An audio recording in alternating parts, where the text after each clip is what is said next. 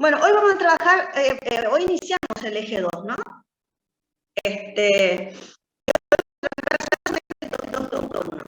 sea, la vez pasada, en la clase del lunes, pudimos trabajar perfectamente hasta las 10 de la mañana con este punto, digamos, del eje. Así que vamos a tratar de hacer lo mismo acá y dejamos ya, digamos, desarrollado ese punto. En el eje 2, nosotros habíamos comentado, y ustedes la tienen en el programa. En el eje 2 nosotros vamos a profundizar todos aquellos contenidos que presentamos en el eje 1 y que tienen que ver con el psicoanálisis. Y hacemos un análisis de los aportes que hacen autores, digamos, a lo que nosotros denominamos arbitrariamente convencionales del psicoanálisis, que tienen como virtud que todavía sus aportes son totalmente válidos para hacer un diagnóstico, para hacer una lectura de las problemáticas adolescentes, etc. Y también hacemos una recopilación de aportes de investigaciones, de aportes teóricos de psicoanalistas más, digamos, contemporáneos, digamos, de alguna manera, para poder darle una visión más actual a algunas problemáticas, ¿no? Entonces, en este punto 2.1, básicamente vamos a retomar lo que presentamos sobre el duelo de identidad y vamos a profundizar según estos autores. Vamos a trabajar el texto de Grassi, vamos a trabajar Mujar y vamos a trabajar Macedo y Garbarino, que son los que están planteando. Terminamos la clase, yo les envío a sus correos estos tres textos para que ustedes ya puedan ir leyendo y teniendo la posibilidad de plantear dudas en la próxima clase, ¿no? Así que terminamos esta clase y yo ya les envío sus correos de materia. Bueno, vamos a ver entonces qué cosas reúne, ¿no es cierto?, todos estos teóricos del psicoanálisis, qué cosas reúne, qué cosas tienen en común, y de qué manera expresan el núcleo de la problemática de las adolescencias. Casi todos coinciden en que es un periodo de crisis, casi todos coinciden en que esa crisis tiene que ver con dos cuestiones muy fuertes en cuanto a su presentación y muy categóricas en que sí o sí tienen que ver con este ciclo vital, ¿no? Que es el tema de las pérdidas y de los duelos. Hay una línea que atraviesa fundamentalmente el psicoanálisis, que es considerar a la adolescencia, fundamentalmente a la pubertad, como un momento de metamorfosis, de transformación profunda, que lleva también a muchos autores, entre quienes está François Dolto, que tiene textos muy interesantes sobre la adolescencia desde el psicoanálisis, que hablan de un segundo nacimiento, como, digamos, como aquello que expresa cabalmente lo que significa ser adolescente. Esto es lo que nosotros vamos a ver hoy, ¿no? Cómo están trabajados este tipo de conceptos de estos tres autores. Cuando nosotros hablamos de crisis ya en el eje 1, inclusive con Elsa Emanuele, hablábamos de que la crisis es necesaria para el proceso de desarrollo, es necesaria para el crecimiento, es necesaria para que los sujetos puedan transitar digamos, este camino entre la infancia y la edad adulta. Y veíamos ya en el eje 1, ¿no es cierto?, con Grassi y Córdoba, cuáles eran las ideas que ellos planteaban desde el psicoanálisis respecto de lo que es una crisis. Y que básicamente veíamos que se producía un proceso la crisis producía un proceso de desorganización necesario. ¿Desorganización de qué? En este caso, desorganización del mundo infantil, desorganización de la infancia y la niñez, desorganización de la identidad infantil. O sea, una desorganización que implicaba, ¿no es cierto?, una fuerza necesaria para que el sujeto realice los trabajos psíquicos imprescindibles para restablecer un orden nuevo que los autores llaman neoorganización. Acá hay que entender que la impronta, o sea, el sello distintivo del desorden es que el resultado es positivo. O sea, el desorden es necesario para algo positivo. Por eso dicen los autores que desorden no es lo mismo que antiorden. Anti pareciera darnos cuenta de algo que se opone por ser lo contrario y porque tiene que afrontar algo negativo. Ese sería el antiorden. Acá el desorden, como lo dije en una clase anterior, el prefijo des implica una alteración del orden a efectos de realizar un trabajo psíquico que va a dar como resultado una nueva organización, y eso es lo positivo. Esa nueva organización o reorganización es lo positivo de este desorden. Entonces, esa nueva organización, esa neoorganización o esa reorganización, lo que plantea es que los sujetos deben incorporar objetos nuevos, cosas nuevas, situaciones nuevas, visiones nuevas, expectativas nuevas. Tienen que incorporar cosas nuevas.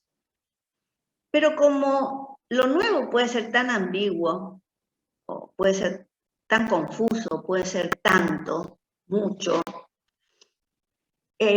para que realmente tenga un rédito positivo, eso nuevo se tiene que vincular con las dimensiones o los campos en los cuales nosotros consideramos se producen los desórdenes. Acuérdense que nosotros manejamos desde las primeras clases la idea de que no hay una manera simple, única, unívoca de entender las problemáticas adolescentes, sino que hay más de una manera de entender y que eso lo vuelve una problemática compleja. Entonces, los autores hablan de que existen 3 campos en los cuales se produce esa neoorganización, o de los cuales los sujetos toman, realizan los trabajos necesarios para acomodarse a las necesidades de reorganización que implica todo lo perdido, o haber perdido tantas cosas, mejor dicho. Entonces ellos hablan de estos 3 campos que otros autores llaman dimensiones, ¿no? Por ejemplo, Juni también hablaba de dimensiones. Uno que es intrasubjetivo, el otro intersubjetivo y el otro transsubjetivo. El campo intrasubjetivo vincula las pérdidas y las adquisiciones, o sea, las pérdidas y la incorporación de lo nuevo, a dos cuestiones que tienen que ver con la pubertad. Una que son los cambios corporales y sus normativas diferentes para los varones y para las mujeres, y las normativas comunes para varones y mujeres, y lo que daría el toque de subjetividad, que son las vicisitudes de la historia personal. Es decir, nosotros vamos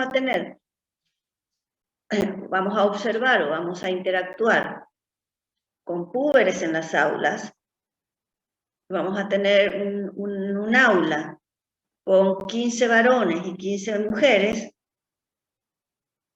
todos con cambios corporales, todos con una problemática puberal muy centrada en los cambios corporales, pero cada uno con su historia. Y eso va a hacer la diferencia individual en ese grupo de coetáneos. Es decir, todos tienen la misma edad, todos tienen la misma problemática desde el punto de vista del cuerpo, pero cada uno es diferente en función de su historia personal. ¿Sí? Simultáneamente, ¿no es cierto?, tenemos un campo de intersubjetividad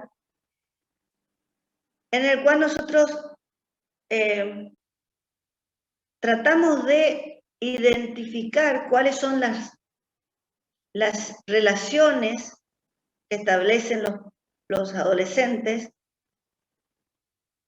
con otros significativos de su entorno social. Pero, así como ustedes han visto en Evolutiva 1, esta cuestión de la socialización va involucrando paulatinamente a grupos que van desde los más cercanos a los más lejanos. Entonces, acá en esta dimensión nosotros tenemos que tener en cuenta las relaciones o las interacciones que el adolescente o los adolescentes establecen primero con su grupo familiar.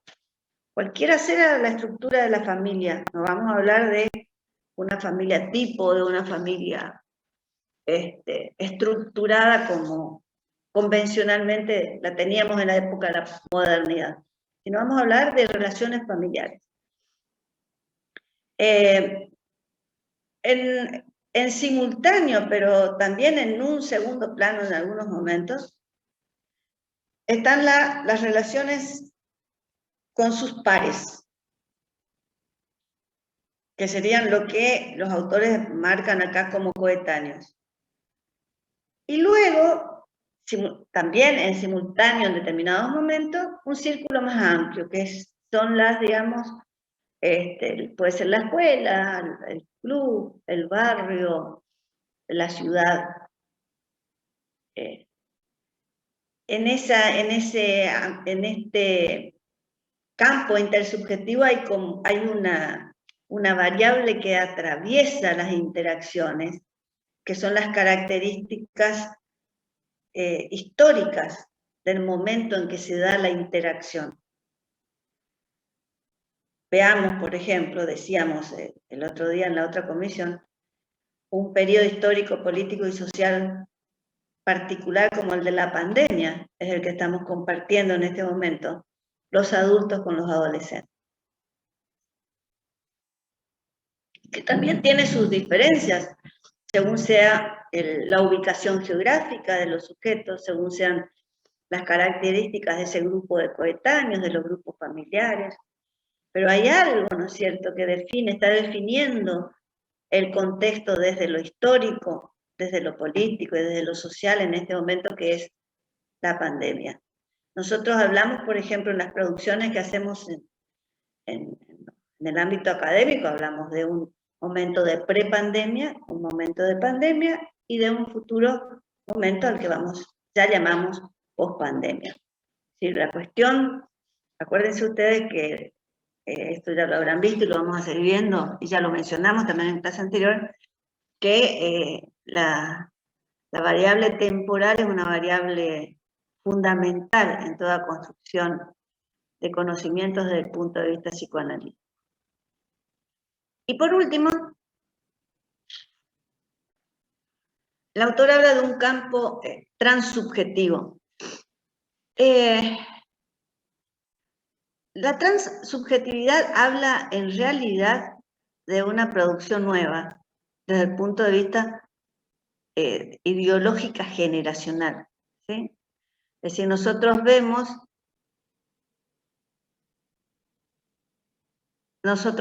cómo, apareció algo ahí que me distrajo, nosotros vemos cómo en la dimensión transsubjetiva plantean, ¿no es cierto?, una una producción, ¿no es cierto?, entre dos generaciones. Y habíamos hablado ya en la clase pasada que el encuentro generacional es necesario para que se produzca la tramitación de la subjetividad adolescente. ¿En qué sentido? Veíamos cómo a determinadas actitudes de los adolescentes se oponían a actitudes de los adultos y viceversa. La coexistencia de dos generaciones es natural, normal y necesaria para que nosotros podamos hablar de procesos adolescenciales. Pero acá nosotros tenemos que tener en cuenta que se produce un fenómeno intergeneracional del cual nosotros nos hacemos cargo teóricamente. Y que es que el adolescente viene de una etapa, como es la infancia, en la cual no había posibilidades de hablar de diferencias generacionales. ¿Por qué? Porque el niño depende del adulto para su crianza, para su crecimiento, para su desarrollo. El adolescente busca independizarse de ese adulto y busca independizarse de ese mundo infantil. Por lo tanto, al momento en que se ingresa, que los sujetos ingresamos en la etapa de la adolescencia, se plantea lo que se denomina brecha generacional, es decir, una distancia desde el punto de vista ideológico entre una generación joven y una generación adulta.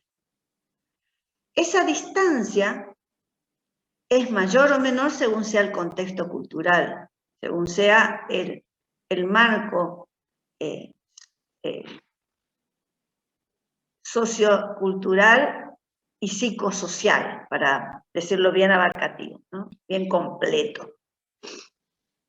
Y que esa brecha, ¿no es cierto?, cuando se da la interacción, que es la que estamos viendo en este campo, ¿sí?, produce lo que nosotros llamamos un conflicto generacional. Ese conflicto es el que permite la madurez en los adolescentes, el que permite transitar hacia la identidad adulta. Ese conflicto es el que produce el desorden necesario para la reorganización. Pero acá dice Graci, se produce un movimiento sumamente interesante que parece elemental, ¿no es cierto?, pero que es necesario verlo. El adolescente, en la tramitación subjetiva que está haciendo de esa reorganización, se está transformando en adulto, se va transformando en adulto. Es decir, va transitando esa distancia a la que nosotros llamamos brecha para ubicarse en la otra generación. Es decir, de manera activa, el sujeto lo que hace es pasar de la infancia a la adolescencia, de la adolescencia a la edad adulta. Es decir, hay un traspaso generacional, porque la generación adulta transmite, ¿no es cierto?, transmite valores, ideales, contenidos sociales, saberes a la generación joven. Pero a su vez esa generación joven, cuando se apropia de esos valores, imágenes, saberes, etc., ya va tomando posición en una generación adulta. Entonces, esa relación, ¿no es cierto?, que se da en esto que nosotros llamamos transubjetiva, hace que se produzca el desplazamiento del adolescente hacia la generación adulta y de la generación adulta hacia la generación de adultos mayores. O sea, hay un proceso de desplazamiento de los adultos hacia una edad avanzada, que algunos llaman vejez, otros llaman adultos mayores, desplazados, empujados y desplazados, ¿no es cierto?, por esa generación joven. Por eso es que los autores dicen que hay un movimiento, ¿no es cierto?, en esta relación intergeneracional que hace que los sujetos vayan avanzando de generación en generación. El adolescente va, en su conflicto generacional, lo que va realizando es acciones concretas. Por ejemplo, a ver, nosotros decíamos en clase pasada, ¿recuerdan? Que tiene que haber una construcción de conducta responsable, que es la que espera el mundo adulto, que esperan los adultos. Entonces, ese desplazamiento generacional del que yo estoy hablando ahora es el que hace que el adolescente se convierta de irresponsable, se convierta en responsable. Tiene que dejar de ser un sujeto tildado de irresponsable para comenzar a ser reconocido como un sujeto responsable. Allí hay diferencia, que ya hablamos la clase pasada, ¿no es cierto? ¿Responsable para qué? ¿Responsable en qué? Ahí nosotros tenemos mucha diferencia y cada vez más marcada. Decíamos en clases anteriores, el sujeto es responsable a los 16 años para elegir una autoridad que lo represente, pero no es responsable para armar una empresa comercial, no es responsable para formalizar una relación de pareja frente a la ley, necesita el permiso de los padres, etcétera. Esas diferenciaciones son características de cada grupo social. Bien. Entonces, acá vamos a usar una primera pregunta para poder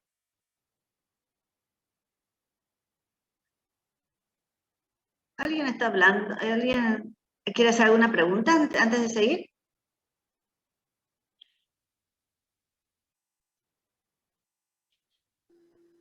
Bueno, profe. Me pareció que alguien quería hablar nada más. Bueno.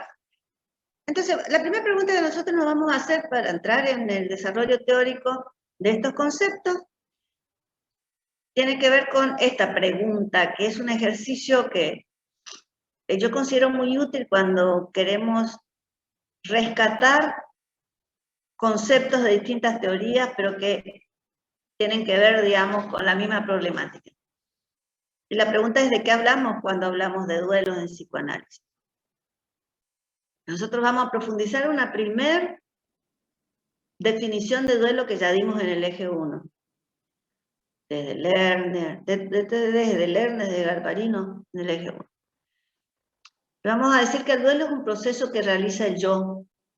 O sea, cuando está involucrado el yo, siempre hablamos de que hay procesos conscientes y hay procesos inconscientes. Por lo tanto, el duelo es un proceso que tiene estos dos aspectos. Que se presenta siempre frente a la pérdida de un objeto. A ver, el objeto es un objeto vinculado al mundo infantil. O sea, siempre lo que se pierde en la adolescencia es algo que tiene que ver con el mundo infantil. Esa pérdida, por eso se llama duelo, ¿sí? Esa pérdida está vinculada con la vivencia de que nunca más lo voy a recuperar. O sea, es una pérdida irreversible, nunca más la voy a recuperar. Y dolorosa, porque es vivenciada, ¿no es cierto?, como que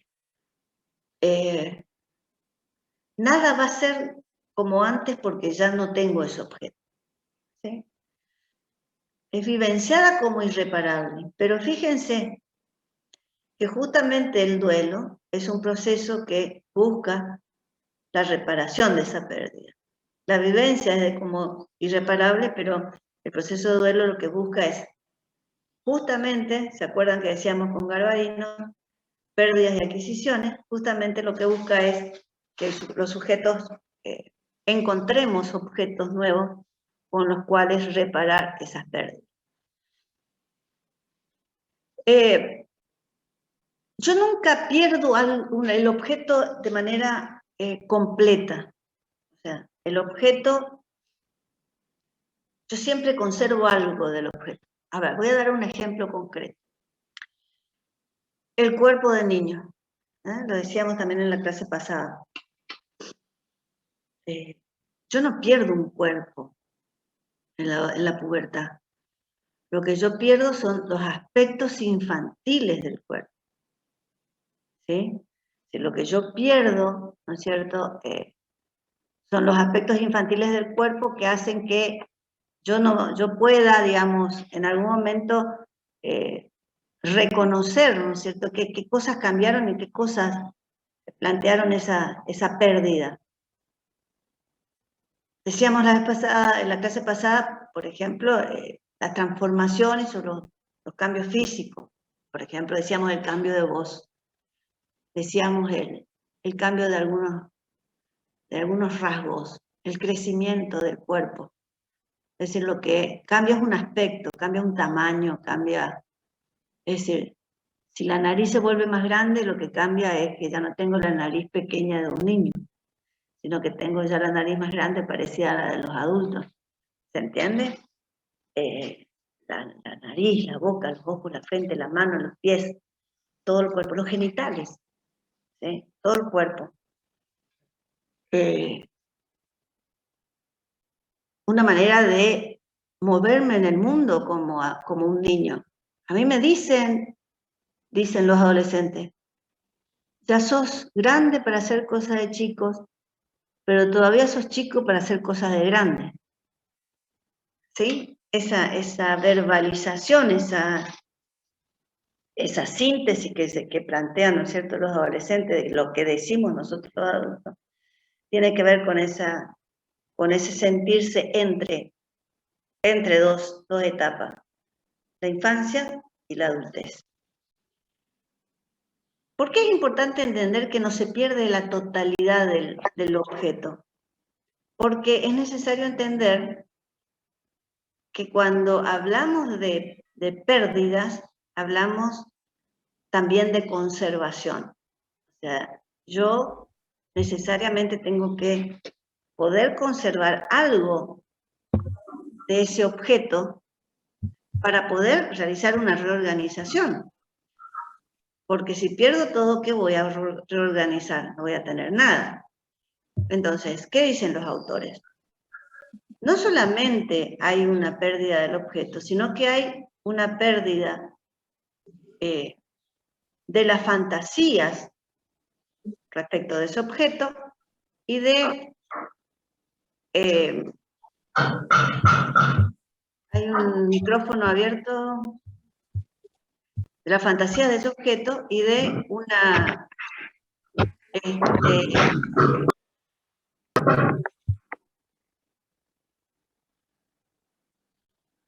ahí está. De la fantasía de ese objeto y de aspectos, ¿no es cierto?, del self que estaba vinculado a ese objeto. Entonces, la posibilidad de conservar algo, por ejemplo, yo no pierdo todo el cuerpo, o sea, no pierdo una estructura corporal, lo que pierdo son aspectos del cuerpo infantil. Lo que conservo es del cuerpo es lo que me permite a mí reorganizar y lograr una neorganización. ¿Sí?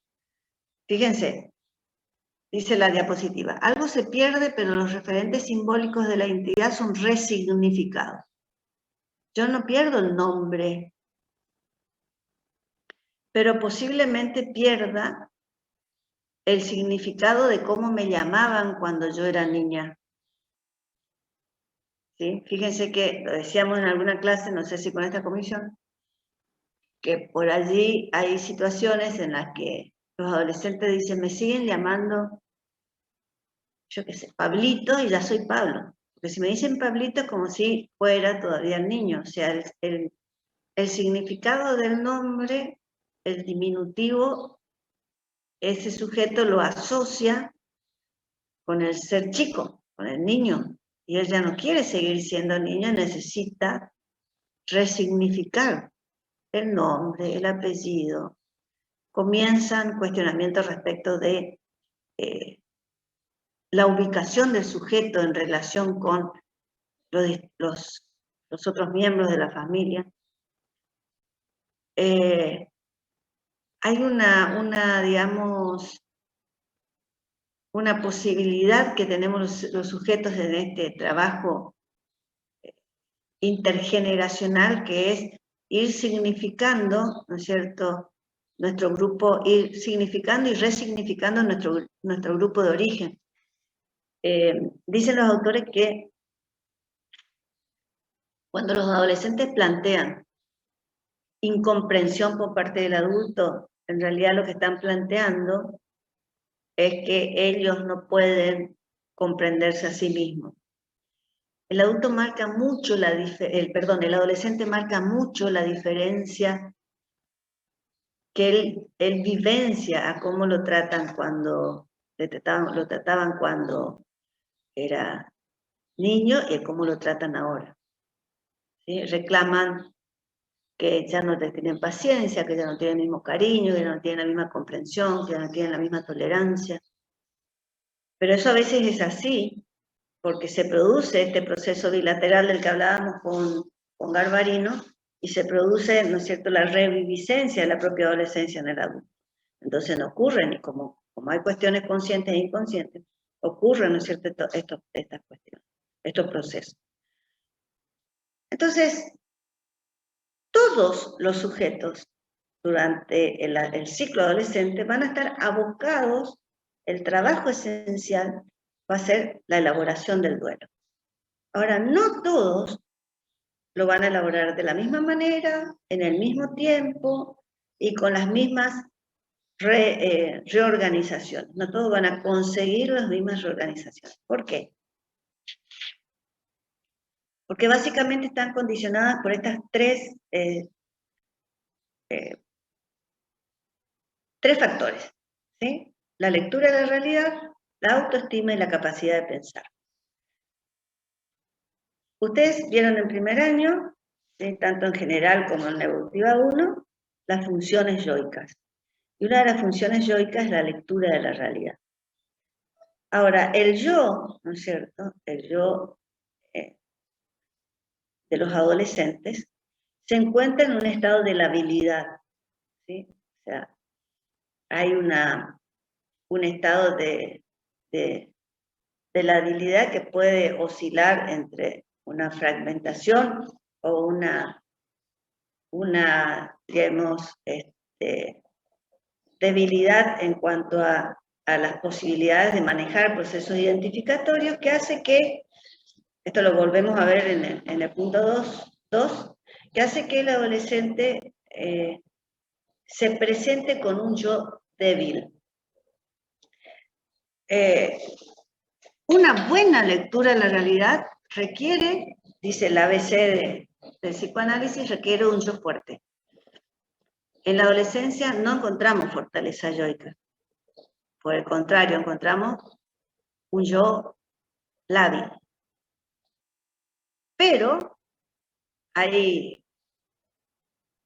diferencias entre las estructuras yoicas de los adolescentes y las fortalezas yoicas de los adolescentes que hacen que algunos puedan tener una mejor lectura de la realidad. Lo mismo ocurre con la autoestima. Ustedes saben que la autoestima, eso lo vieron bien ya en Evolutiva 1, porque es fundamental en contenidos que tienen que ver con la infancia. La autoestima es una construcción que requiere de dos vertientes, ¿sí? De una valoración generada por uno mismo, de una autovaloración, que puede ser positiva o negativa, y una valoración de un otro significativo, que puede ser positiva y negativa. Entonces, el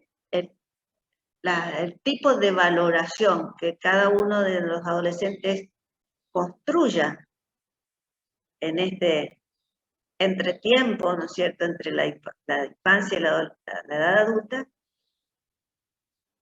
puede ser más o menos positiva, más o menos negativa, y eso va a estar, va a teñir de alguna manera el tipo de elaboración que haga del duelo. ¿Por qué? Porque la autoestima hace que el sujeto se valore de una manera positiva para llevar adelante un trabajo que implica abandonar lo conocido y sentirse lo suficientemente fuerte como para abordar lo desconocido. Entonces, allí nosotros vamos a encontrar diferencias en los adolescentes. Y el tercer factor que influye, ¿no es cierto?, en esta elaboración del duelo es la capacidad de pensar. Acá es importante entender que como proceso psíquico que tiene un aspecto consciente, el tipo y las características de pensamiento de los adolescentes son un gran factor de ayuda para elaborar las pérdidas. A ver, en la infancia, el pensamiento del niño se caracteriza básicamente por ser un pensamiento que opera con objetos concretos y las representaciones de esos objetos concretos. Nosotros en el eje 3 vamos a ver, ¿no es cierto?, cuáles son las características del pensamiento del adolescente. Pero nosotros tenemos que decir acá, ahora ya, y lo dicen los autores también, que vamos a ver en este punto, la posibilidad de abstracción que tiene el adolescente, la capacidad de pensar en ideas, de pensar en cosas abstractas, le permiten o le ayudan a elaborar los distintos duelos que tiene que elaborar en la adolescencia. ¿Por qué esto? Porque en principio el pensar de manera abstracta implica que yo pueda reconstruir mi historia.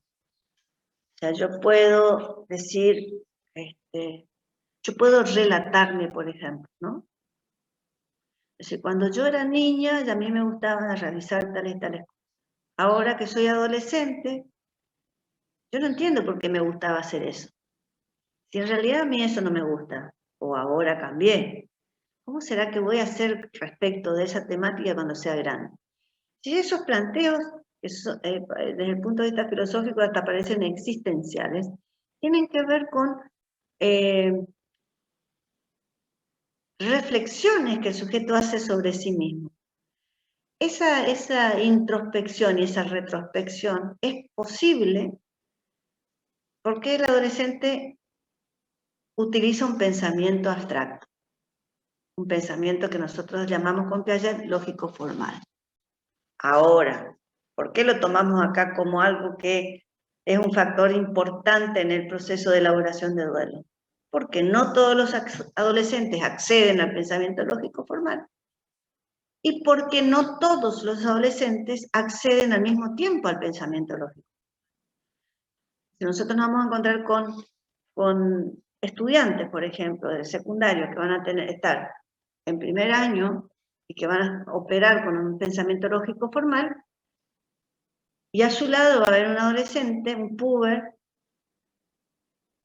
que a lo mejor con 14 años todavía tiene un pensamiento operatorio lógico concreto, o sea que está usando esquemas de pensamiento que se corresponden con la infancia. Entonces, obviamente, las maneras de procesar las pérdidas va a ser diferente entre quienes tienen que manejarse con un nivel de representación y otros quienes que pueden manejarse con niveles más complejos de representación, como son los que tienen ya el pensamiento lógico formal. Entonces, de allí que los autores planteen, ¿no es cierto?, que las adolescencias en realidad se presentan de manera compleja en el sujeto, pero siempre tienen una expresión en la interacción.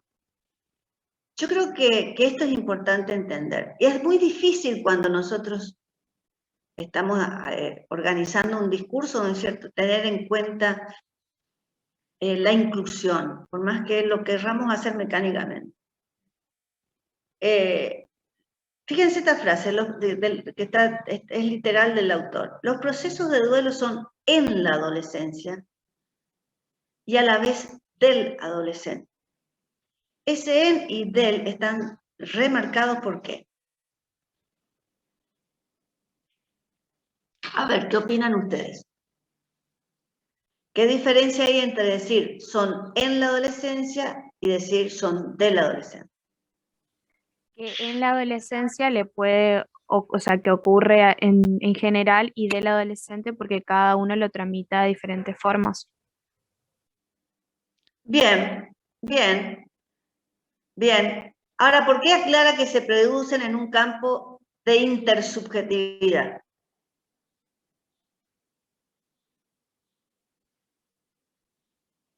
O sea, esa sería una primera respuesta, la que dio Agustina. Pero acá hay una aclaración. Se producen en un campo que es de intersubjetividad.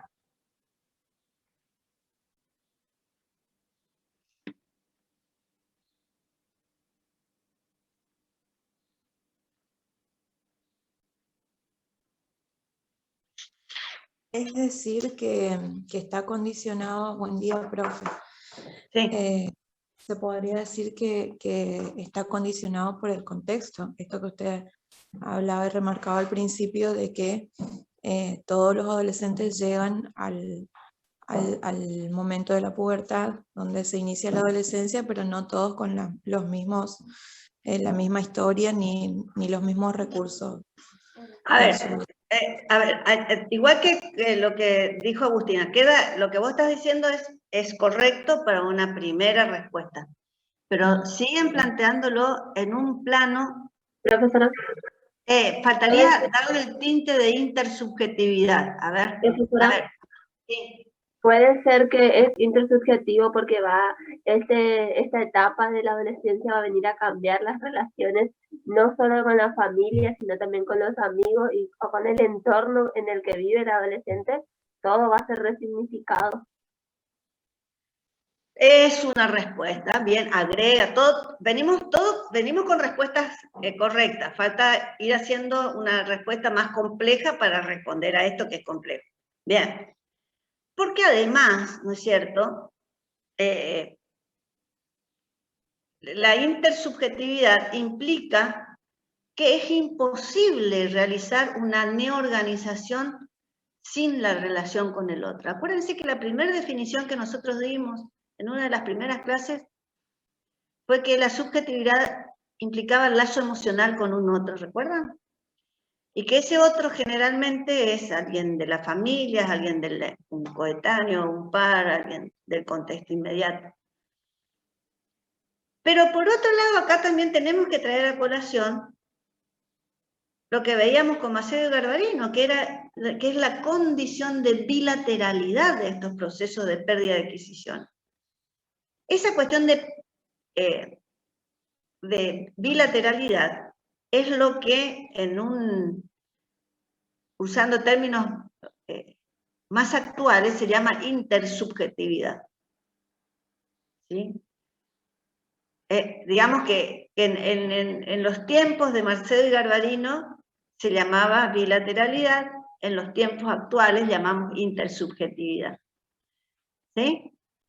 Pero que además, un segundito termino la idea, pero además, ¿por qué en y del?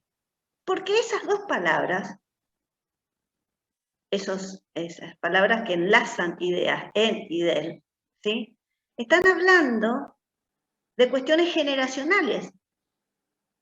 Yo soy el adulto, vos sos el adolescente. Y el adolescente dice, yo tengo toda la vida por delante porque soy joven y vos ya no tenés tanto por delante porque sos viejo, por ejemplo. Entonces, en esas cuestiones de interacciones, lo que se va dando, ¿no es cierto?, es esta cuestión de diferentes posicionamientos generacionales, que hablan a su vez de esa cuestión del ordenamiento que yo decía hoy y de desplazamiento de una generación y de desplazamiento y transición de una generación a otra. Sí, alguien iba a hablar y yo no dejé en un principio. No, profe, era aportar nomás a eso. Igual usted ya lo explicó, así que re bien. Bueno, bien. Estamos entonces con esto, avancemos. Bueno.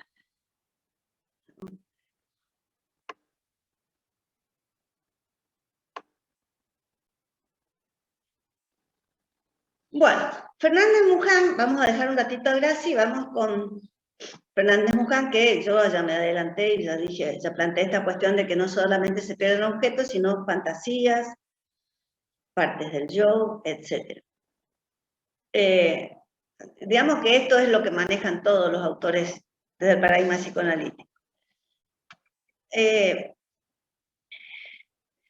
del psicoanálisis hay una hipótesis que se maneja instrumentalmente, que es que las adolescencias, las conductas de los adolescentes están sustentadas en mecanismos defensivos. Es más, algunos dicen que las conductas son mecanismos defensivos. Y que en el adolescente se expresan justamente cuando se pierden objetos conocidos, objetos amados, objetos que no quiero abandonar. Y que tienen, digamos, expresiones muy observables, que los autores reúnen en lo que llaman formas de protestar. O sea, las conductas de los púberes, ¿sí?, son conductas muy características de la pubertad, que se expresan de mayor o menor medida según las diferencias subjetivas, ¿no es cierto? O sea, quienes, por ejemplo, son más irritables que otros, pero irritables son todos. Lo que también puede ocurrir, ¿no es cierto?, es que algunos se instalan o manifiestan, mejor dicho, no se instalan, manifiestan por mucho más tiempo la irritabilidad y otros no. Pero esas conductas se manifiestan. ¿Qué implica formas de protestar? En primer lugar, como dije recién, una manera, en primer lugar, plantea una impotencia del sujeto. O sea, los sujetos no pueden hacer nada para evitar la pérdida. O sea, nadie puede decir, yo no quiero ser puber. Nadie puede hacer que no se produzcan la maduración de los caracteres sexuales primarios y secundarios. Ningún sujeto puede decir, yo no voy a crecer. Ningún sujeto puede decir, ninguna mujer puede decir, yo no voy a menstruar. O sea, no hay un manejo consciente, voluntario de la transformación corporal. Por eso decíamos en la clase pasada que el cambio, ¿no es cierto?, la transformación del cuerpo es vivenciado en los sujetos como algo, con una fuerza caótica, es decir, como algo caótico e inmanejable. Me estaba saliendo la palabra inmanejable. Pero que de alguna manera él tiene que defenderse de ese algo que lo considera como tumultuoso, como turbulento, caótico, que lo invade y él no puede manejar, ¿sí? Y la manera básica, en el mecanismo básico que tiene para hacerlo es rechazarlo. Por eso hay algunos autores, ¿no es cierto?, de Anna Freud, Melanie Klein, dentro del psicoanálisis, que plantean que los adolescentes son no solamente puros mecanismos defensivos, sino que hay una posición negacionista inicial en todos los adolescentes. La mejor manera de rechazar algo inmanejable es negándolo. La segunda mejor manera es resistiéndome. Son el mecanismo de negación y la resistencia que conlleva para reforzarla. Eso ustedes lo tienen que manejar muy bien. Los mecanismos defensivos lo vieron en primer año, ¿no? Pero como a su vez hay una tendencia y una necesidad de conservar algo para poder tramitar la supervivencia en este conjunto de pérdidas, ¿sí? Lo que él hace en esos mecanismos defensivos es usar la identificación, pero en el sentido de proyectar lo malo. O sea, todo lo malo que implica la pérdida, ¿sí? Lo proyecto en el otro.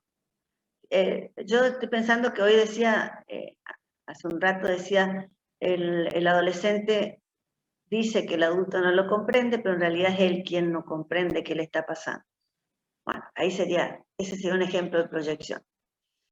Vos no me entendés, antes me tratabas diferente. Vos cambiaste, dicen los púberes a los adultos. Vos cambiaste, mamá, vos cambiaste. Papá, vos cambiaste, ya no sos el de antes. En realidad, ¿quién cambió? Él cambió. Los adultos también cambiamos, pero el que está diciendo, lo dice proyectando eso. Pero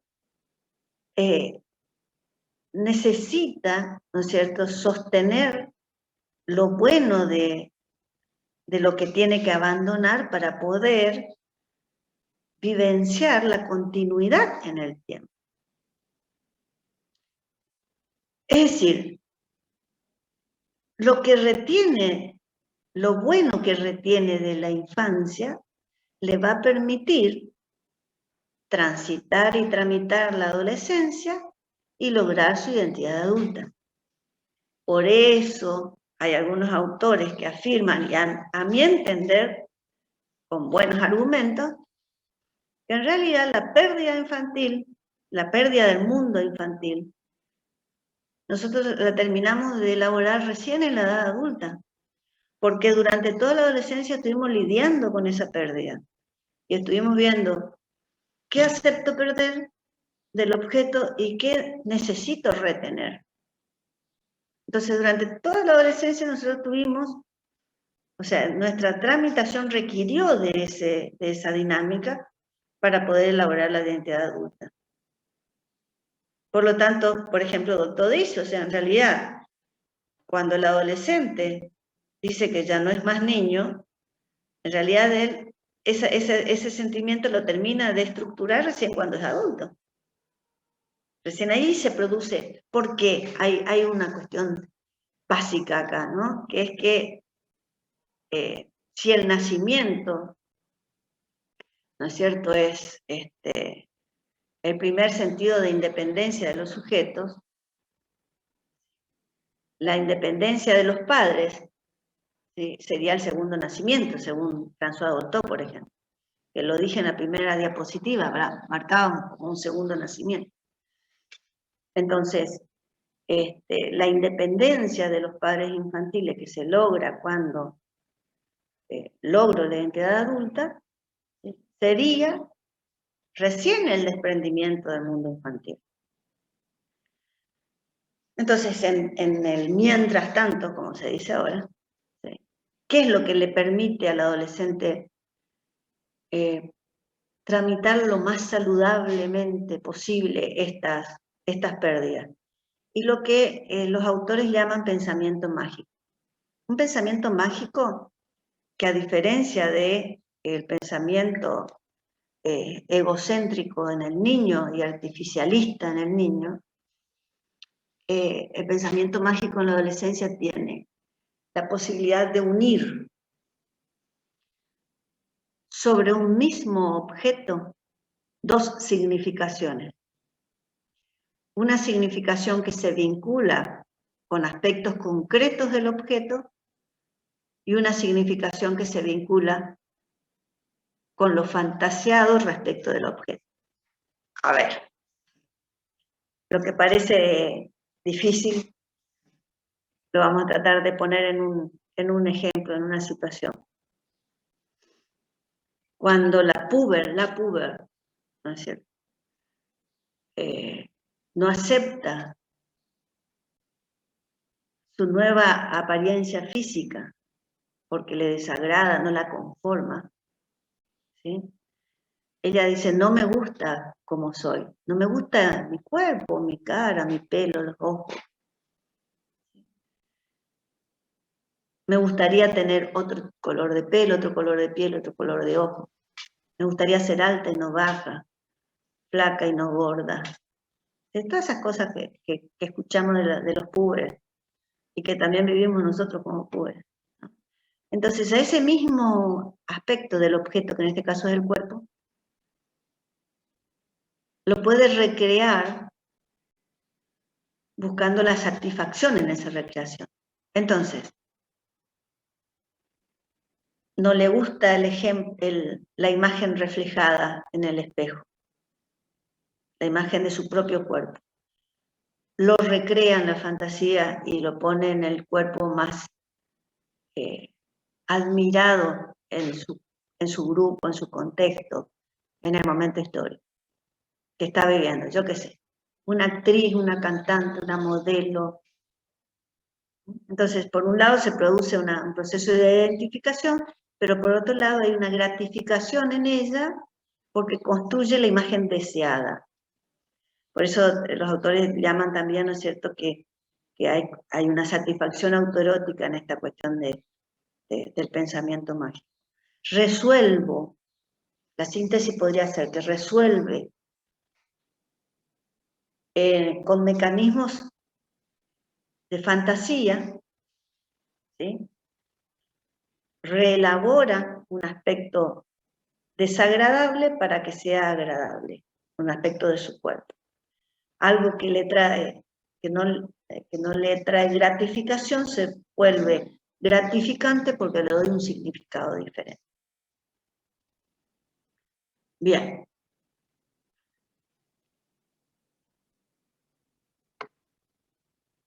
En la adolescencia media, a ver, veíamos qué pasaba en la pubertad. Entonces, en la pubertad se buscan todo el eje de la fuerza se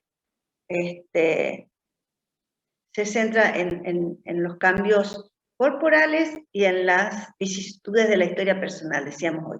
Sería, digamos, la dimensión intrasubjetiva que veíamos con Gracie. En la adolescencia media, ¿qué es la adolescencia media? No vamos a hablar tanto de cuestiones cronológicas o de edades cronológicas.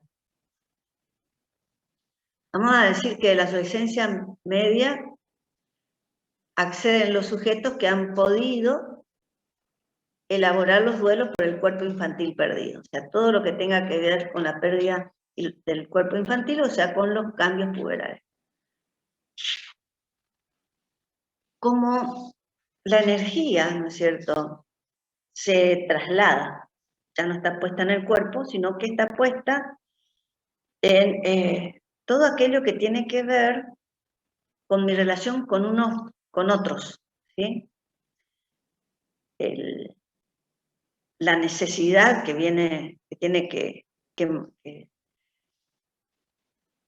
está como eje en esta etapa de la adolescencia, ¿sí? Tiene que ver con poder transitar desde la endogamia a la exogamia. Tiene que ver con la resolución del conflicto edípico. O sea que el duelo que tiene que resolver el adolescente acá tiene que ver con la identidad sexual infantil y la identidad sexual que va a ser parte de su identidad adulta. Esto nosotros lo vamos a ver bien con Arminda Verasturi en la próxima clase, ¿no? Es el punto 2 el 2.2 de este eje. Lo que nosotros vamos a decir acá es que el duelo en la adolescencia media tiene que tiene como trabajo, ¿sí?, abandonar los vínculos infantiles que estaban condicionados por el conflicto edípico infantil y buscar nuevos objetos que van a ser las nuevas relaciones con los pares, con otros adultos significativos, etc. Es decir, todo aquello que le permita resolver y o elaborar el conflicto edípico reeditado a partir de la pubertad. Entonces, lo que se construye, dice Fernández Muján, es un yo grupal. Él necesita de sus pares para poder con quienes identificarse y con adultos que no sean parte de su conflicto edípico, con otros adultos significativos, para poder realizar procesos identificatorios que le permitan estructurar nuevos vínculos por fuera de lo que sería, digamos, el entorno padre-madre, ¿sí? Entonces, la identidad sexual va a ser el aspecto que va a ser lo que permita a los adolescentes transitar de la endogamia a la exogamia, ¿sí? O sea, cuando nosotros hablamos al final de la adolescencia, lo dijimos en la primera charla que tuvimos, en realidad no existen datos unívocos sobre cuándo termina la adolescencia. Por eso más bien vamos a centrarnos en cómo van transformándose y evolucionando los procesos de elaboración de duelo. Porque en el final de la adolescencia, lo que el sujeto necesita es construir esa conducta de responsabilidad que nosotros hablamos hoy al principio. Por lo tanto, si nosotros decimos que la responsabilidad es una valoración social, lo que él necesita es construir roles sociales que sean reconocidos por su responsabilidad. Entonces pasa de ser un niño dependiente a ser un adolescente irresponsable a ser un adulto responsable. Lo que pasa es que esa conducta de responsabilidad, o el ejercicio de la responsabilidad, se construye durante la adolescencia. ¿Sí? ¿Se dan cuenta? Es decir, el ejercicio de conductas responsables se dan durante la adolescencia, es decir, en esta etapa, al final de la adolescencia. O sea, lo responsable o no que somos de adultos tiene que ver con una construcción adolescente. ¿Sí? O sea, durante la adolescencia, ¿sí?, yo construyo este tipo de conducta. Y que tiene una relación, digamos, con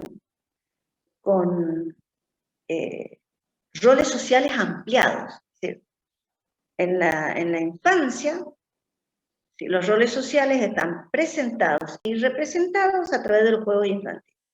Presentados en la socialización primaria y secundaria, mamá, papá, hermanos, abuelos, tíos, primos, amigos, compañeros de la escuela, maestra, esos serían los roles sociales. Representados en la infancia como a través de los juegos de rol. En la adolescencia, ¿cómo van a estar presentados los roles sociales? El primer grupo en el cual él puede construir roles presentados y representados, ¿no es cierto?, tiene que ver con el grupo de pares, los coetáneos. Ese grupo de pares es el que permite, ¿no es cierto?, que, dicen algunos autores, es como un trampolín hacia los roles adultos. El grupo de pares como una transición, como un puente, dicen otros autores, usan esas figuras gráficas como un puente hacia las estructuras de los roles sociales. Nosotros sabemos que en toda sociedad, ¿no es cierto?, existen estructuras que están dadas por las interacciones sociales, y que esas estructuras tienen dos expresiones dinámicas, que tienen que ver con los roles y los ejercicios de roles. Y a su vez tiene que ver con las expectativas. O sea, nosotros tenemos roles y expectativas de roles. O sea, ustedes tienen rol de estudiantes, nosotros tenemos expectativas sobre el rol de estudiante de ustedes. Nosotros tenemos el rol de docente y ustedes tienen expectativas sobre nuestro rol de docente. Esa es una estructura, ¿sí? Entonces, en esa estructura de adultos no figuran los padres infantiles, ¿sí? Por eso dice Fernández Mujer, se produce una separación definitiva de los padres, ¿sí? Y se busca, como es pérdida de adquisiciones, ¿no es cierto?, el apego a nuevos objetos. Bien. ¿Alguna pregunta hasta aquí o venimos bien? Profe, Sí. acá ya empieza esto del yo ideal del yo. ¿Cómo? Que acá tiene que ver eso del yo ideal. Nosotros ya vamos a tomar las exigencias de nuestros padres para ir formándonos de acuerdo a lo que ellos nos exigen. ¿No? A ver, ¿cuál sería la pregunta? ¿Dana está hablando? Sí, profe. Concretamente, ¿cuál es la pregunta? O sea, Acá vamos a ver si yo a puedo formar- responder. ¿Cómo, Dana? No te escucho. voy a replantear mi pregunta, profe. Voy a pensar después si le doy otra. Bueno, a ver, ¿alguien quiere preguntar algo sobre esto que hemos visto acá?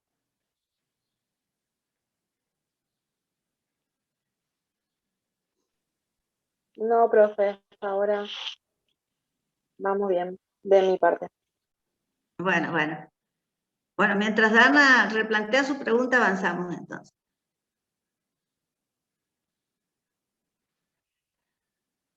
Bueno. La segunda pregunta operativa, diría yo, de este tema, de este segundo tema,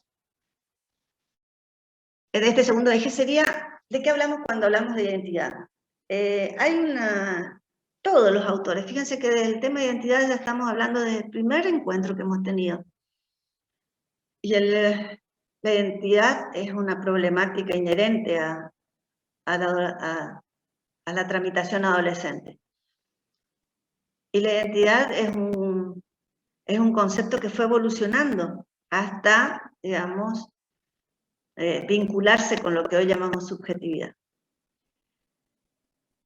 Y la identidad, nosotros dijimos que, es decir, porque es necesario en este momento vincularlo con el concepto de duelo. Esa sería la idea de este punto, ¿no? En primer lugar, vamos a retomar o recuperar el concepto que nosotros manejamos de identidad ya anteriormente con otros autores, que es un sentimiento. Si la identidad es un sentimiento expresado verbalmente a la manera de yo soy, ¿sí? Pero a su vez es una imagen de uno mismo, pero es una imagen compleja. ¿Por qué? Porque integra cuál es el ideal del yo y la expectativa que la sociedad tiene de mí.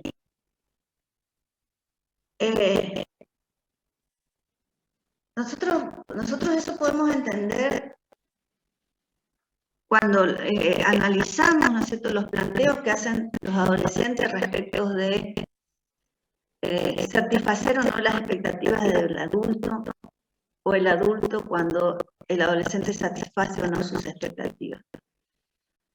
Es decir, ¿qué es lo que se tiene que integrar en esa imagen, dirían los autores?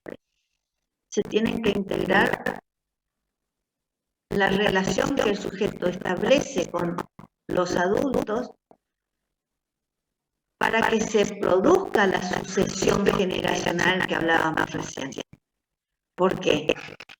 Porque esa imagen integradora, ¿sí?, sería, por ejemplo, yo hoy no sé qué quiero ser cuando sea grande, pero sí sé quién no quiero ser. dicen algunos adolescentes. Y ese quien no quiero ser, generalmente es un referente adulto. ¿Sí? Y generalmente ese referente adulto tiene que ver con estructuras de ese campo de interacción, ¿no es cierto?, en el cual el sujeto está tramitando su adolescencia. Sería un sentimiento, ¿no es cierto?, que comienza a construirse en la infancia, se debe reorganizar en la adolescencia y se debe sostener en la adulta.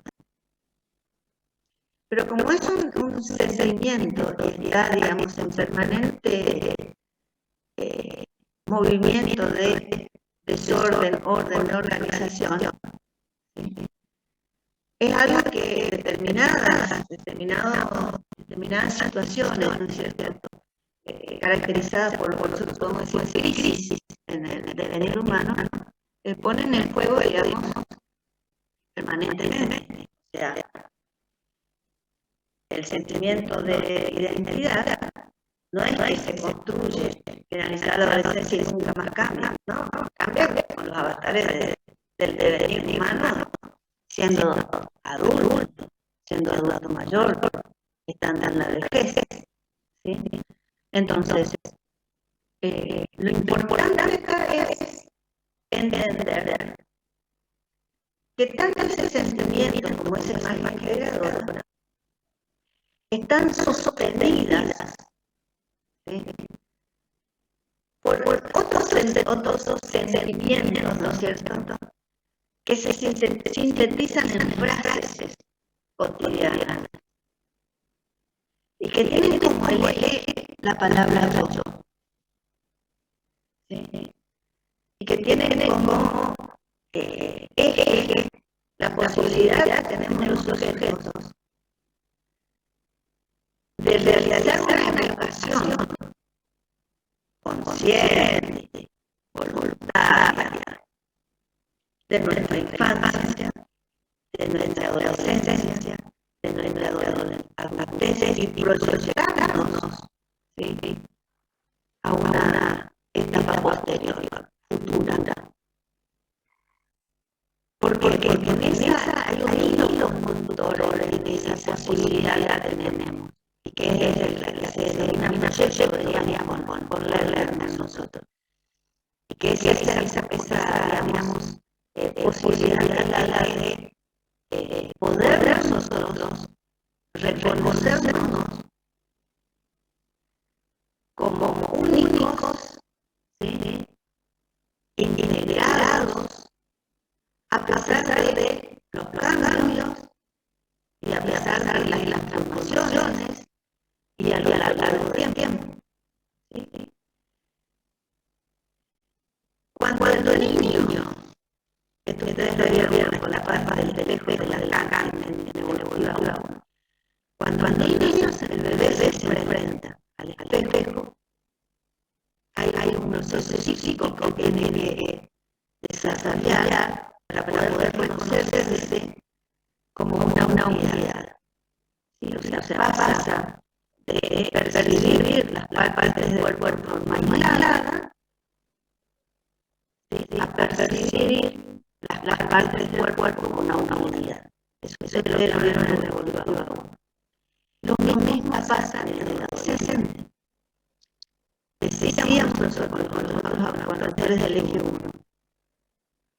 Hay una primera reacción del lado del cuerpo frente al eje, que es decir, ¿ese soy yo?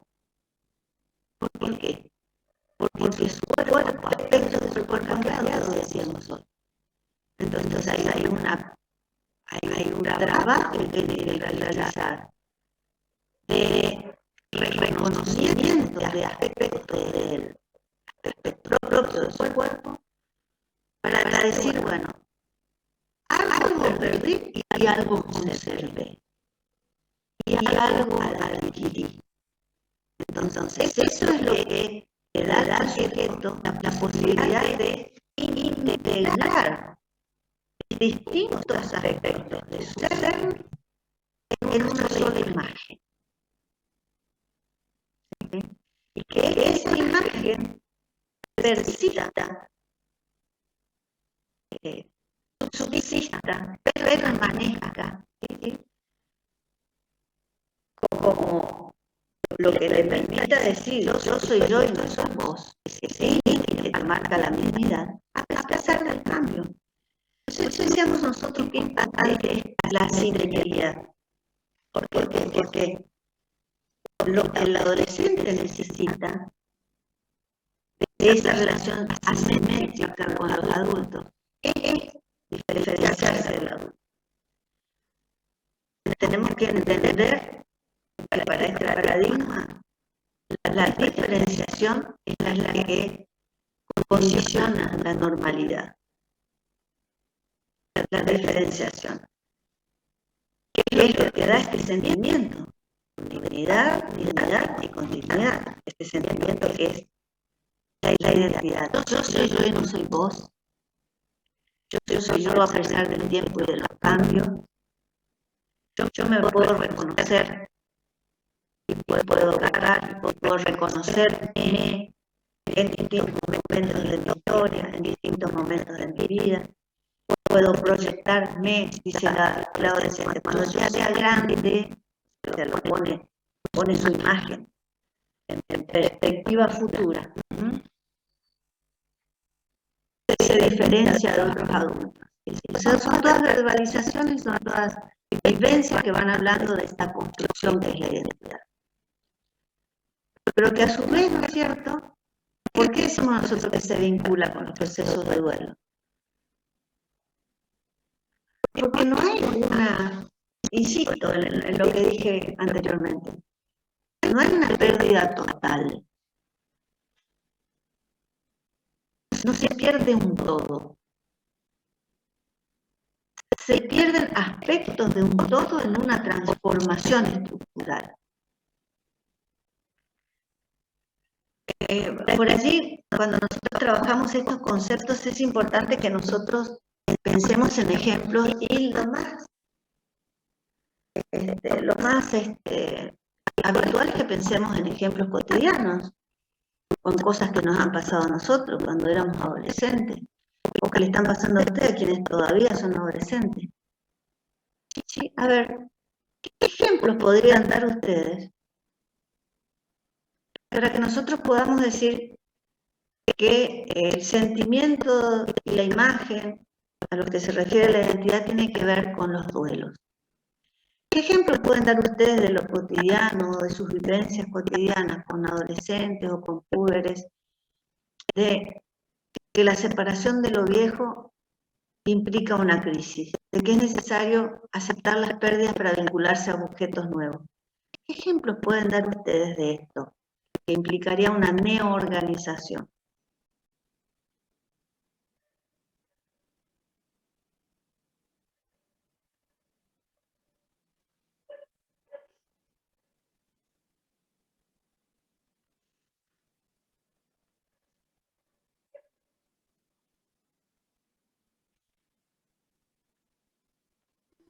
Profesora, Sí.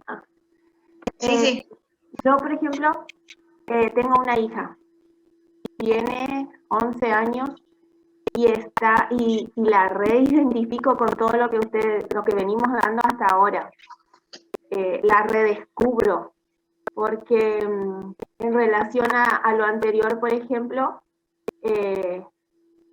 cuando iban desarrollándose sus senos, ella en un principio inclusive se le preguntó al médico porque se incomodaba mucho. Sentía que uno era más grande que el otro. Y eso le provocaba, obviamente, llevar a ocultarla, a ocultarlo su desarrollo. Hasta que, bueno, el médico le explicó y todo eso. Y ella hoy en día, por ejemplo, en ese aspecto, aceptó o se reconoce y ya los muestra más. Ya usa ropa más ajustada, cosa que antes en un principio no hacía. Y bueno, también ella, por ejemplo, tiene rulos, no quiere saber nada de sus rulos, ella quiere pelo lacio, se dibuja como pelo lacio, se imagina como su artista, qué sé yo, que tiene pelo lacio y se identifica con eso. Yo la veo mucho en todos estos temas que estamos desarrollando. Bien, lo que dice Natalia, yo creo que viene como situación a ejemplificar lo que decimos nosotros de aspectos del cuerpo, ¿sí? Porque Natalia mencionó dos aspectos del cuerpo: los senos, el crecimiento de los senos, y el tema del tipo de pelo. No es todo el cuerpo. Igual, no es profesora, todo el cuerpo. profesora, ¿Cómo? Sí. para mí es algo normal el querer lo que no tenemos. Por ejemplo, la chica que tiene rulo siempre va a querer tener pelo lacio, y la que tiene lacio quiere tener rulo. La que es alta quiere ser bajita, y la que es bajita quiere ser alta. Es más que nada por ver a la otra persona que nos atraiga, ya sea, a mí, por ejemplo, si mi amiga es alta, me atrae que esa chica sea alta y yo quiero ser alta. En cambio a ella, capaz le atrae que yo sea más petiza y quiera ser petiza. O sea, para mí eso, porque como nosotros vemos la otra perspectiva y no nos vemos a nosotros así. A ver, lo que dice Anita, tendríamos que ubicarlo, ¿no es cierto? Así como lo hizo Natalia en principio, ubicó en la pubertad, ¿no es cierto? Lo que dice Anita tendríamos que ubicarlo, si acontece en la pubertad o acontece en la adolescencia media. Porque va a tener connotación diferente. Un segundito, porque va a tener connotación diferente, Anita. Por ejemplo, si acontece en la pubertad, va a tener que ver con aspectos concretos del cuerpo infantil perdido. Pero si acontece en la adolescencia media, va a tener que ver con la identidad sexual. ¿Me explico? ¿Sí? Y ahí también estamos hablando de integración. ¿Por qué? Porque la sexualidad, ¿no es cierto?, se corresponde en la adolescencia con un proceso de desarrollo sexual que llamamos genitalidad. Entonces no va a ser lo mismo el significado del cuerpo para un puber, para un adolescente de adolescencia media y para un adolescente tardía o final. Entonces tratemos siempre de ubicarlo, ¿no es cierto?, en una etapa de la adolescencia, o pubertad, o adolescencia media, adolescencia alta o tardía o final, digamos. ¿Sí? Eso te estaría faltando en el ejemplo, Anita. Te lo digo para que lo piensen nada más. Sí, iba a hablar Fátima. Sí, profesora, yo quería decir algo también acerca de lo que decía la compañera de su hija, que es algo que se da en la adolescencia cuando nosotros comenzamos a cambiar nuestro cuerpo. Yo recuerdo que también me pasaba esto que contaba la compañera, que sí, que al comienzo, cuando comienzan a crecer los pechos, sí tenemos, que es parte del duelo, esto de que primero no lo queremos ver, después de la negación que queremos esconder, y a medida que pasa el tiempo lo vamos aceptando y vamos demostrando y cambiando nuestra forma de vestir y todo. Bien. Y eso es lo que se da en la pubertad. Después Bien. comienzan otros cambios, Claro, como por ejemplo... Sí, no, te escucho, disculpa. Sí, como por ejemplo, después comienzan a cambiar el rol de los padres, el rol de los amigos, es otra la forma de vincularnos. Y en la adolescencia final, más o menos en la que estamos nosotros, la mayoría serían, es en un proyecto, la búsqueda de un proyecto, la realización, como la de una carrera, la que estamos haciendo en este momento.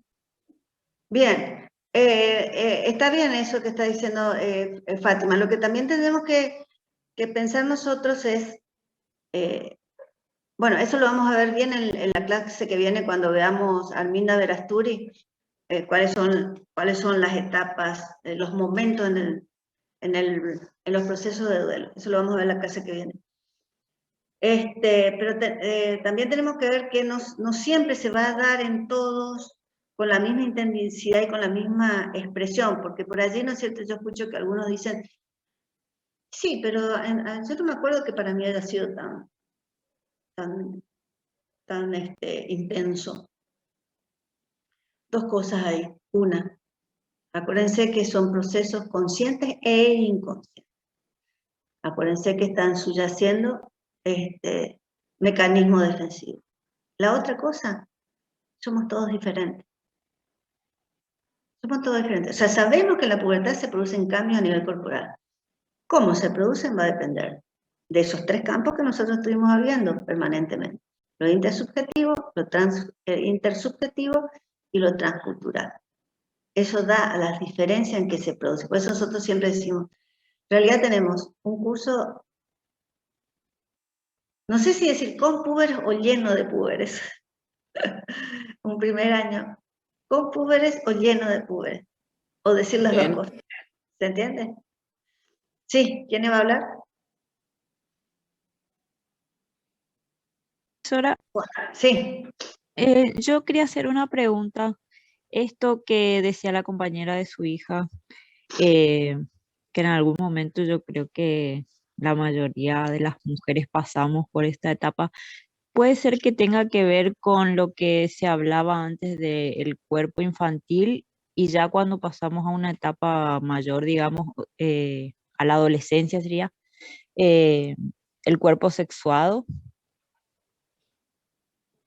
Tiene que ver con las dos cosas. Por eso decía hoy, es el ejemplo que dio la compañera de ustedes, viene como anillo al dedo en el sentido de que al hablar de los senos está hablando de un aspecto. Respecto del cuerpo sexuado, obviamente en la adolescencia, como estamos en una etapa genital, desde el punto de vista del desarrollo psicosexual de los sujetos, que también plantea el psicoanálisis, el tiempo es sexuado, pero desde lo genital, o sea, desde esta etapa. ¿Por qué? Porque si no, consideraríamos que la infancia es asexuada. Y allí nosotros tenemos dos líneas de pensamiento. ¿Sí? Si nosotros vemos las etapas del desarrollo psicosexual, vamos a entender que no hay una infancia asexuada, hay una infancia pregenital, que no quiere decir que sea asexuada. Lo que pasa es que cuando se produce, ¿no es cierto? A ver, estamos hablando del desarrollo de los senos. ¿Cuál es la función del desarrollo de los senos? Hasta ahora dijeron de seducción. ¿Cuál es la otra función del desarrollo de los senos? ¿Por qué se agrandan los senos? La alimentación. ¿Cómo se llama eso concretamente? Ahí escucho mami, mami. ¿Cómo se llama eso concretamente? Acá estoy Porque justamente el con cuerpo se prepara para cuando va madurando, para la procreación. No es para la procreación, ¿para qué es? A ver, Para amamantar. A ver, ¿por qué crecen los senos? ¿Por qué crecen los senos? Más en las mujeres que en los varones. ¿Qué es lo que se desarrolla? A ver, escuchen por favor. Son las glándulas mamarias. Hay glándulas mamarias. Se desarrollan glándulas mamarias por una cuestión hormonal. En caso Por de lo los tanto, hombres, lo que se pretende es que la mama esté desarrollada para poder alimentar a la cría, ¿sí? O sea, amamantar, ¿sí? Entonces, no es procreación, es alimentación, es nutrición, por eso es que genera dependencia, porque eso no existía en la vida intrauterina, existía otra manera de alimentarse, que ¿cuál era?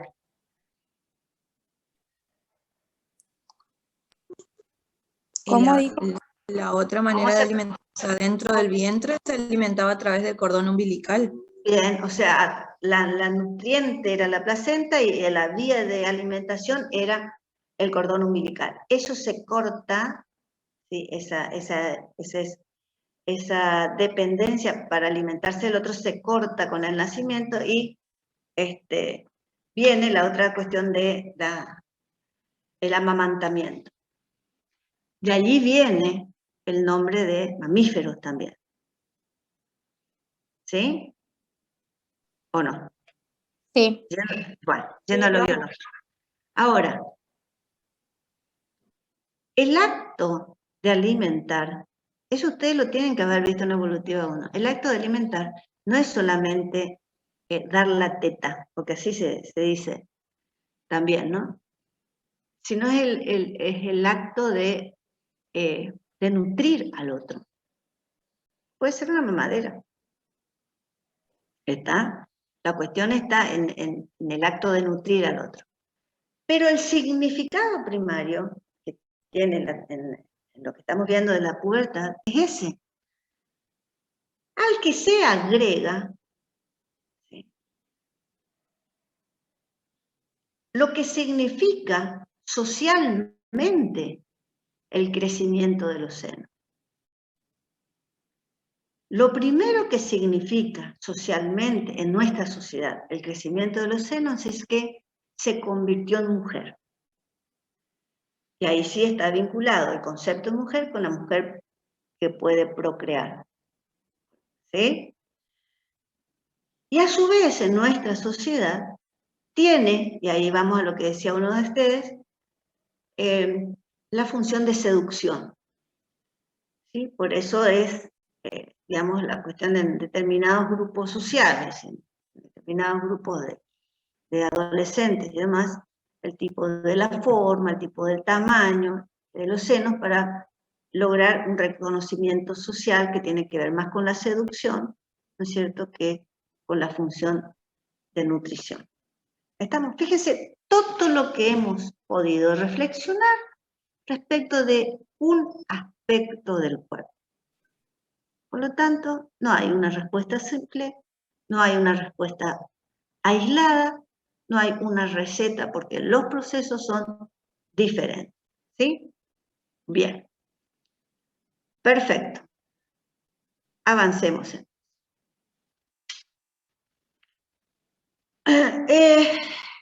Bueno, esto es un poco lo que estábamos viendo. A ver qué podemos aclarar de acá. Esto es lo que ya hemos hablado en realidad. Bueno, ¿podemos avanzar o hay algo acá que quieran que profundice?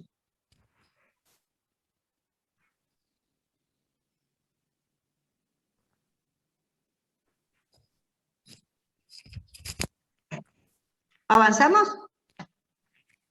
Bueno. Sí, profe. Perfecto. Vamos a ver entonces qué es lo que nos, qué es lo que aporta, ¿no es cierto?, Mercedes Galvarino, que es el tercer texto que van a trabajar ustedes. Dentro de las diferentes teorías, ¿no es cierto?, que comparten el paradigma psicoanalítico, hay dos tendencias. Hay una tendencia que plantea una infancia sin identidad y que delega en la tramitación subjetiva de la adolescencia la construcción de una identidad.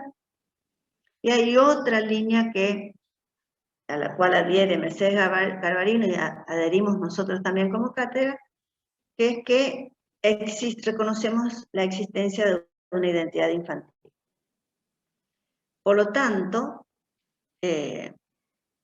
acá también podemos aplicar los conceptos de Gracia y Córdoba de desorganización y reorganización, de desorden y de neorganización en cuanto a qué, en cuanto a una identidad infantil que se debe abandonar o perder para poder construir una identidad adulta.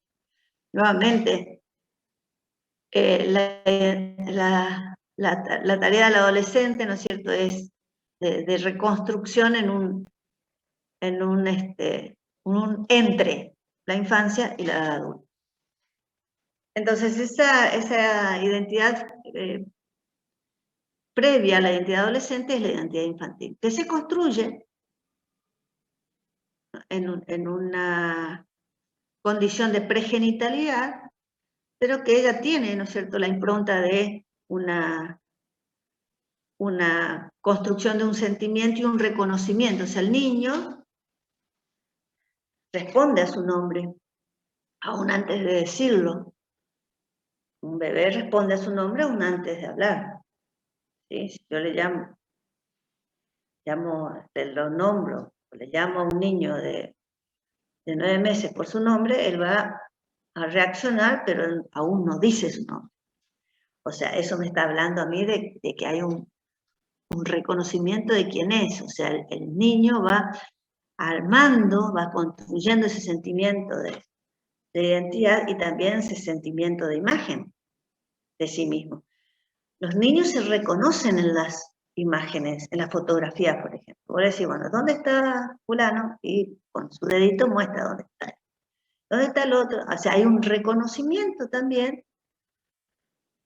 de la imagen física, que eso es re importante. Acuérdense que el yo corporal es la base, es el cimiento del yo psicológico y del yo social. Eso lo habrán visto también en Evolutiva 1. Entonces, esta cuestión de la identidad infantil es Evolutiva 1, es materia correlativa de esta, o sea que ustedes ya lo manejan de esta manera y nosotros seguimos. Y la autora acá toma un término que también nosotros vamos a ver en las teorías que vamos a ver en el punto 2 de este eje con Aberasture y con Nobel, que es el concepto de self.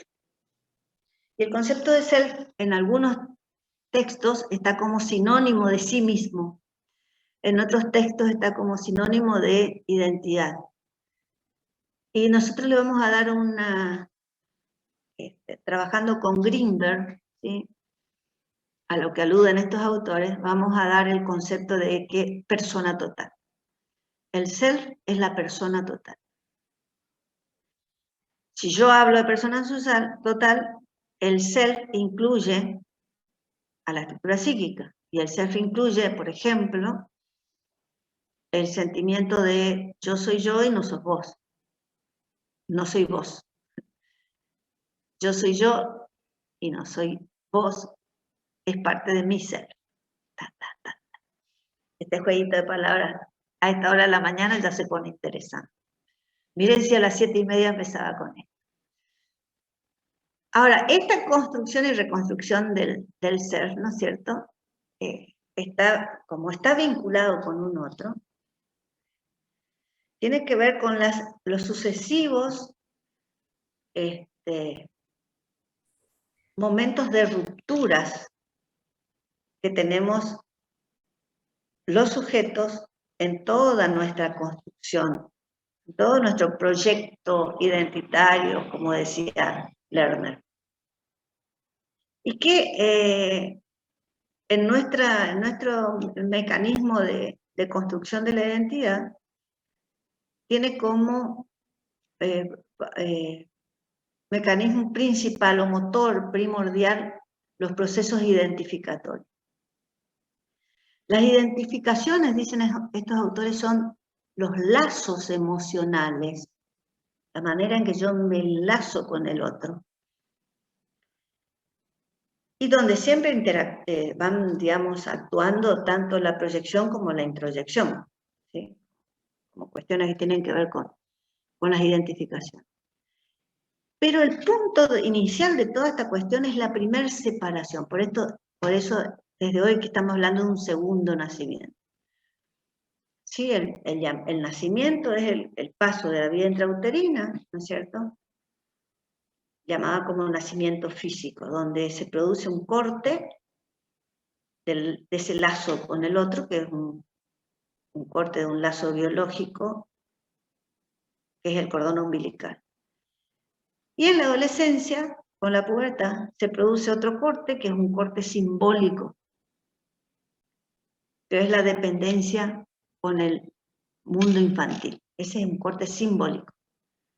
El desprendimiento, así como el nacimiento el desprendimiento era de la placenta que me nutría y me permitía vivir, y lo que corto es el cordón umbilical, en la pubertad es un corte simbólico y lo que yo corto, ¿no es cierto?, es la dependencia con los padres infantiles. ¿Se entiende esto? Entonces, no es una digamos, no es una... El mundo infantil, ¿no es cierto? Era el mundo conocido en el cual yo pude construir esa identidad infantil que ahora es considerada previa a la identidad adulta. ¿Sí? Pero hay una construcción del yo soy, de ese sentimiento de yo soy, que tiene un límite que es la mismidad y que es yo soy yo y no soy vos. ¿Sí? Y que permite que el sujeto pueda manejarse a partir de las imágenes que tiene de sí mismo y del reconocimiento de las diferencias. Por lo tanto, el nacimiento es el primer momento de independizarse. ¿Por qué? Porque la dependencia estaba a partir de la ligazón con el cordón umbilical, que es cortado y hay una separación. La independencia es separación. Y nosotros necesitamos separarnos de vínculos viejos, vinculados, relacionados con el mundo infantil, para construir vínculos nuevos relacionados con el mundo adulto. Entonces se va a producir, ¿no es cierto?, una necesaria separación de todos los vínculos construidos durante la infancia. Y de esa manera se va a reconstruir, ¿no es cierto?, el ser a partir de esas pérdidas. Las pérdidas permiten las construcciones, ¿sí? Bien. Nuevamente retoma esta autora lo que nosotros ya habíamos visto desde Fernández Luján, ¿no es cierto?, que el tema del yo corporal y el tema del esquema y la imagen. Vamos a recordar acá, o sea, a lo que ya vimos con Fernández Luján, vamos a recordar acá el concepto de esquema e imagen corporal para entender esto. El esquema corporal es la representación tridimensional del propio cuerpo. El esquema corporal se construye en la infancia a través de la integración de sensaciones respecto de movimientos, respecto de sensaciones corporales, ¿sí? El cansancio, el hambre, el sueño, el bienestar, ¿sí? El correr, el sentarse, el acostarse. Son todas cuestiones que tienen que ver con el esquema corporal. El vestirse, el desvestirse. Ahora, el cuerpo es una manera de estar en el mundo. O sea, el cuerpo usa un espacio físico en el mundo. Nosotros en este momento estamos teniendo un encuentro virtual, o sea, no tenemos un encuentro presencial. O sea, lo que nosotros estamos viendo, no todo, pero por lo menos ustedes están viendo una imagen mía. ¿Sí?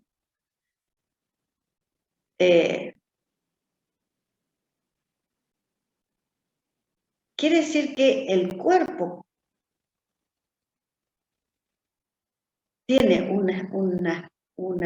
una dimensión social que está dada por el reconocimiento que los otros hacen de mi cuerpo. ¿Sí? A ver. Los padres que le dicen a los jóvenes: camina derecho, no camines encorvado. Esa ropa te queda mal, esa ropa te queda bien. Ten cuidado, estás tirando todo. No te atropelles con las cosas. Otra vez te queda chico el zapato, te compré el mes pasado, otra vez hay que comprar ropa, seguís creciendo. Ese pelo no me gusta, qué feo tenés, está sucio, anda bañate. Todas esas cosas que permanentemente están en nuestro entorno donde hay un puber. Son todas referencias que se hacen a su cuerpo. Entonces, la construcción que se hizo en la infancia, que era la de un yo corporal, un esquema corporal infantil, ahora es valorado, premiado, sancionado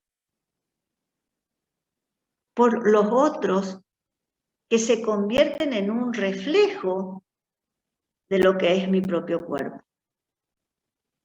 ¿Sí? Entonces dice, anda, bañate, te estás sucio. No, yo no estoy sucio si me bañé hace 3 días. ¿Sí?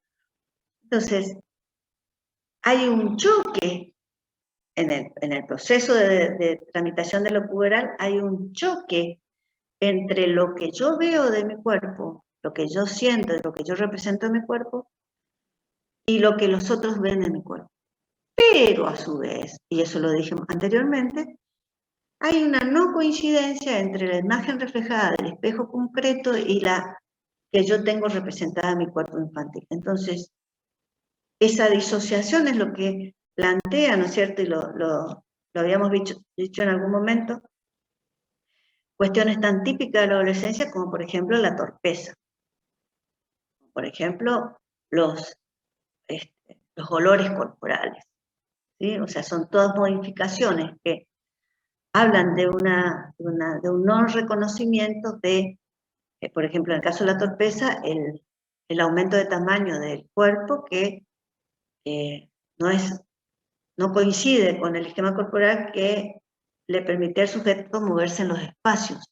Por eso hay una puerta grande y él choca el marco de la puerta. ¿Por qué? Porque con el esquema que él está manejando, ¿no es cierto?, él pasaba corriendo por esa puerta. Pero ahora el cuerpo creció y quiere pasar corriendo y atropella todo. ¿Sí? O sea, la torpeza es una expresión de esa disociación cuerpo-mente. ¿Sí? Se tiene que modificar ese esquema viejo incorporando lo nuevo que sería todo el crecimiento corporal. ¿Sí? Bien. ¿Qué pasa entonces con el tema de, estamos hablando del yo psicológico, del yo corporal, y ahora tendríamos que plantear el yo social que se corresponde con qué campo de los que hablábamos con Graci? Bueno, a ver si no se durmieron preguntas. Ya vamos a terminar en serio. ¿Con qué campo?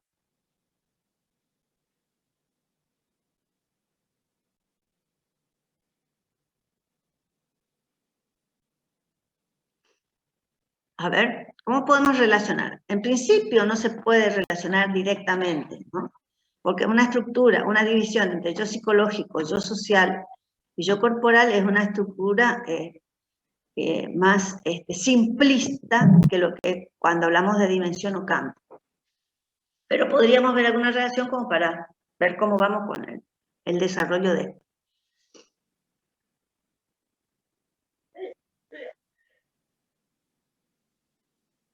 Ya vamos a ir cerrando, por eso pregunto también para ver cómo, si se hace despertar. Sí. Puede ser con el campo de transsubjetivo, la producción de lo nuevo desde el punto de vista, digamos, de la sociedad. Para mí tiene que ver con lo intersubjetivo. Tiene más que ver con lo intersubjetivo, ¿por qué? Porque por las relaciones. Porque en lo intersubjetivo nosotros habíamos manejado la relación con la familia, con el grupo de coetáneos y con los otros sociales significativos. Porque lo transcultural tiene que ver, o lo transsubjetivo tiene que ver con lo generacional. Por eso podemos ver algunos aspectos en uno y algunos aspectos en otro. Pero, así como lo plantea Mercedes Garbarino, tiene que ver más con lo intersubjetivo. ¿Por qué? Yo decía hoy que una de las funciones de este proceso de crecimiento y de pérdida de adquisiciones es la separación. ¿Sí? Yo decía hoy cuando hablaban de esta cuestión del nacimiento. O sea, la separación de los vínculos infantiles, o sea, el corte de ese lazo con los vínculos infantiles, es necesario para lograr la identidad adulta. Pero ¿qué pasa? Yo voy a, esto lo vamos a ver con Mauricio Nova en la clase que viene. Yo voy a procurar una independencia de los padres durante toda mi adolescencia. Esa separación va a ser posible porque hubo una internalización. ¿Sí? Es decir, hay aspectos, a ver, lo voy a decir de otra manera, como lo dice Macedo también.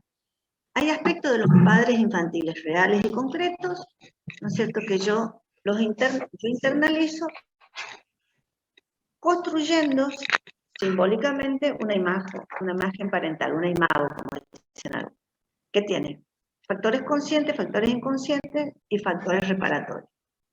¿Sí? Esto también lo van a ver bien en profe. La posibilidad que yo tengo de haber internalizado las figuras paternas es la que me permite a mí proyectarme o proyectar una relación con otros en las cuales haya una continuidad. A ver, que yo adulto, o que alguien adulto, haya, para llegar a la identidad adulta, haya tenido que separarse, independizarse de los padres infantiles, no le impide reconocerse con ellos en una continuidad. ¿Sí? ¿Por qué? Porque fueron internalizados. O sea, ya no necesita la presencia concreta, real, concreta, física, porque tiene internalizada su imagen y puede vincularse a partir de esas imágenes de una manera simbólica. Eso hace también, lo vamos a plantear desde los autores en el punto 2, de cómo se plantean las adolescencias, ¿no es cierto?, la separación de los padres. Bien, ¿alguna pregunta hasta aquí o vamos a ir terminando?